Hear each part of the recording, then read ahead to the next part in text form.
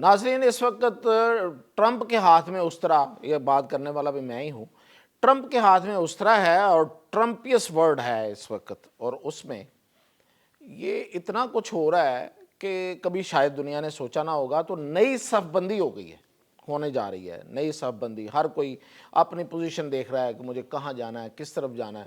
ایک طرف ٹرمپ ہے، کسی کا ہو کے نہیں دے رہا، اور دوسری طرف مطلب ظاہر ہے کہ مائنس امریکہ ہے۔ تو خاص طور پہ یورپ میں تو بہت بڑا مسئلہ ہے اس وقت، ایک ٹرمائل ہے۔ پاکستان کیا کرے گا؟ پاکستان نے کیا کیا ہے؟ سوچنے والے، پاکستان کنسیڈریبل کنٹری، ایک بڑا اسلامی ملک، اور نہ صرف یہ کہ آبادی اور اپنے نام کے حوالے سے ایٹمی طاقت دنیا اسلام کی پہلی۔ تو اس پر ہم غور کرتے ہیں۔ تو سب سے پہلے تو میں آپ کو بتاؤں کہ صف بندی کیسے ہو رہی ہے، کون کہاں جا رہا ہے۔ تو دیکھیں، یہ کل کی بات ہے، ٹرمپ نے جو حرکت کی ہے زیلنسکی کے ساتھ، یوکرین کے صدر کے ساتھ، کس طرح اس کا مذاق اڑایا ہے، جس طرح اس کو ہیومیلیٹ کیا ہے، جس طرح اس کے کپڑوں پہ تنقید کی ہے، اور اسے کہا ہے کہ you are not in position, کہ آپ ہمیں بتائیں کہ ہمیں کیا کرنا ہے۔ تو اصل میں تو میں نے پہلے بھی بتایا کہ یہ لڑائی جو ہے، یہ جو جھگڑا ہے، یہ ہے وسائل کا۔ ٹرمپ جو ہے نا، وہ اس کو کوئی خمار اور ذہن میں بخار ہے کہ جی پوری دنیا کے جو وسائل ہیں وہ میرے ہاتھ میں کیوں نہیں ہیں، اور امریکہ کے پاس کیوں نہیں ہیں، اور امریکہ جو ہے وہ خرچ زیادہ کرتا ہے اور لاتا کم ہے۔ چلو اس پہ پھر کبھی پہلے بھی بات ہوئی ہے، پھر کبھی کریں گے کہ یہ خرچ کرنے کے کیا فوائد رہے ہیں، اور اب وہ کیا یہ سب کچھ حاصل کر سکے گا یا نہیں کر سکے گا۔ یوکرین میں جو بڑی مہنگی معدنیات ہیں اس پہ اصل میں نظر ہے، وہ یہی سمجھا جا رہا ہے کہ وہ اپنی اس چال میں کامیاب ہو جائے گا، لیکن وہ کیا کھو رہا ہے یہ اس کو اندازہ نہیں ہے۔ وہ اپنے دوست کھو رہا ہے، وہ اپنا ایک پورا بلاک کھو رہا ہے۔ یعنی کہ اب دیکھیں کہ جب وہ وہاں سے ان کی آپس میں تلخ کلامی ہوئی اور وہ باہر زیلنسکی جو ہے وائٹ ہاؤس سے باہر آ گئے، تو اس کے بعد کن کن ملکوں نے اس کے ساتھ اظہار یکجہتی کیا ہے؟ وہ ہیں Germany, France, Spain, Lithuania, Sweden, Poland, چیک ریپبلک، صدر وزیر اعظم دونوں نے کیا، ٹویٹس کیے ہیں۔ Slovenia, Netherland, Croatia, Austria, Portugal, Denmark, Canada, Lithuania, Latvia, Finland, Estonia, سوائے ایک ہنگری کے۔ ہنگری نے اس کی تعریف کر دی ٹرمپ کی کہ اس نے جو کیا، وہ جو کہا ہے وہ صحیح کہا ہے۔ چلے، پورا یورپ ایک طرف ہو گیا۔ نیٹو کا ایک مشورہ آیا ہے کہ دیکھیں جی آپ کو دوبارہ بات کرنی چاہیے اس کے ساتھ۔ بھائی اس کی وجہ یہ ہے کہ نیٹو کا تو مائی باپ ہی امریکہ ہے، سب سے زیادہ فنڈ اسی کا۔ ہاں اس میں یورپ ہے، لیکن جب یہ ملک ایک طرف ہو گئے ہیں تو پھر مطلب نیٹو میں سے بھی تو بہت کچھ نکلے گا۔ امریکہ بھی نہیں چاہتا ویسے اب نیٹو رہے۔ اب یہ دیکھیں کہ آپ اپنی نہ صرف یہ کہ اپنے دوست کھو رہے ہیں، آپ اپنی طاقت کھو رہے ہیں۔ تو دنیا جو ہے وہ اب سوچ رہی ہے کہ کہاں جانا ہے، کیسے جانا ہے، کس نے کہاں ہونا ہے۔ انڈیا میں بھی یہ بحث ہے اس وقت۔ وہ انڈیا میں یہ بحث ہے کہ جو ہمارے ماتھے پہ مڑ دیے ہیں اس نے زور زبردستی F-35 لے کے رہیں آپ، اور اس سے وہ بیمار طیارے ہیں، ان کے کیا حال ہوگا، کیا وہ انڈیا جو ہے وہ پیسے دے دے کے تھک جائے گا، کیونکہ اس کی جو اوور ہالنگ، اس کی جو مینٹیننس ہے، اس کا خرچہ بھی دینا پڑے گا۔ ٹیکنالوجی ٹرانسفر نہیں ہوگی، طیارے بھی اچھے نہیں ہیں، طیارے اچھے بھی لیے جا سکتے تھے، اپنا جو بنا رہے تھے وہ سارا پروگرام بڑھ جائے گا۔ یہ بحث ہے وہاں پہ، تو ہر کوئی سوچ رہا ہے۔ تو اسی میں آپ کو بتاؤں کہ ترکی کیا سوچ رہا ہے۔ تو ہمیں تو اپنے ارد گرد بات کرنی چاہیے، باقی تو ہو ہی رہا ہے دنیا میں، میں نے آپ کو بتا دیا۔ ترکی جو ہے اس نے یوکرین کی پہلے بھی بڑی مدد کی، اور ابھی بھی وہ اس کی مدد کر رہا ہے۔ آپ کو یاد ہوگا کہ اردوان نے پچھلے دنوں کہا تھا کہ آپ آئیں ہمارے پاس، زیلنسکی کو کہا۔ تو وہ ترکی جو ہے وہ صدر ٹرمپ کے اختلاف کے بعد جو وہ مشکل میں ہے یوکرین، اس کی وہ مدد کر رہا ہے، عسکری مدد کر رہا ہے، ملٹریلی مدد کر رہا ہے، اس کو امداد دے رہا ہے، اس کو فوجی مدد دے رہا ہے۔ اور اس کی وجہ یہ ہے کہ وہ یورپ میں اپنی جگہ بنانا چاہ رہے ہیں۔ اور شام میں اس نے دیکھا نا کہ کس طرح سے اس کے اڈے ختم کیے ہیں روس کے، تو وہ اینٹی روس جا رہا ہے، یورپ میں اپنی جگہ بنا رہا ہے. اور آپ کو یاد ہوگا کہ آذربائیجان کی وہ پوری مدد کر چکا آرمینیا کے خلاف. آرمینیا بھی یورپ کی مدد بھی تھی اس کو، اور اس کو رشیا کی مدد بھی تھی.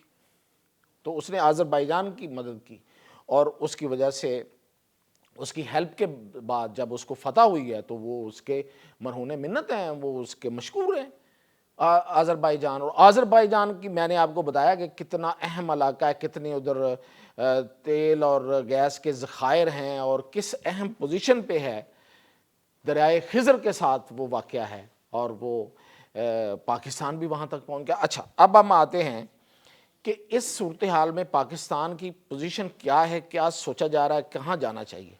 تو پہلی بات تو یہ ہے کہ دنیا میں دو بڑے اہم واقعات ہوئے تھے اس سے پہلے. جب یو ایس ایس آر ٹوٹا تھا، یعنی کہ جو رشین بلاک تھا وہ ٹوٹ گیا تھا، ایک وہ بڑا موقع تھا. اس میں دنیا کے ہر ملک نے اپنی پوزیشن کو ری پوزیشن کیا، دوبارہ سے اپنے مفادات دیکھے. اور دوسرا اہم موقع تھا 9/11، جب امریکہ نے بڑی جنگ کا آغاز کیا، اور نئے اتحادی آئے، اور پرانے اتحادی اس وقت اس سے جا چکے تھے، اور امریکہ کی جو سپر پاور تھی وہ چیلنج ہو گئی تھی. اب یہ تیسرا موقع ہے. وہ دو مواقع ہم نے ضائع کیے تھے. کیوں؟ کہ ہمارے اندرونی معاملات ایسے تھے، رفٹ تھی.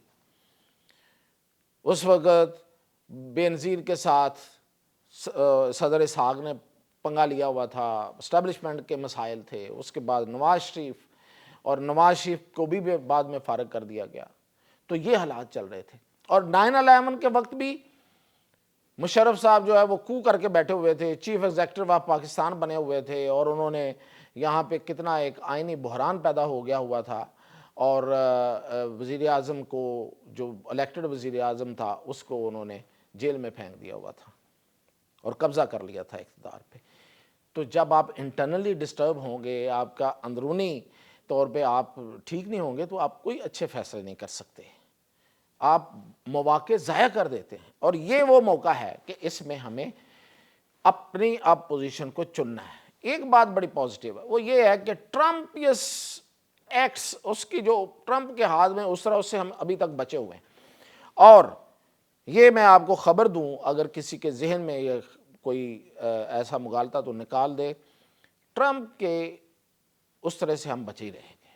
اس کی وجہ یہ ہے کہ ہم نے اس کا پہلے سے پیش بندی کر رکھی ہے. ہماری جو بات چیت ہے اور ہماری جو انگیجمنٹ ہے وہ ایسے لوگوں کے ساتھ ہے کہ اب ٹرمپ یہ حرکت شاید نہ کرے، کوئی حرکت نہ کرے کہ جس سے پاکستان کو نقصان پہنچے.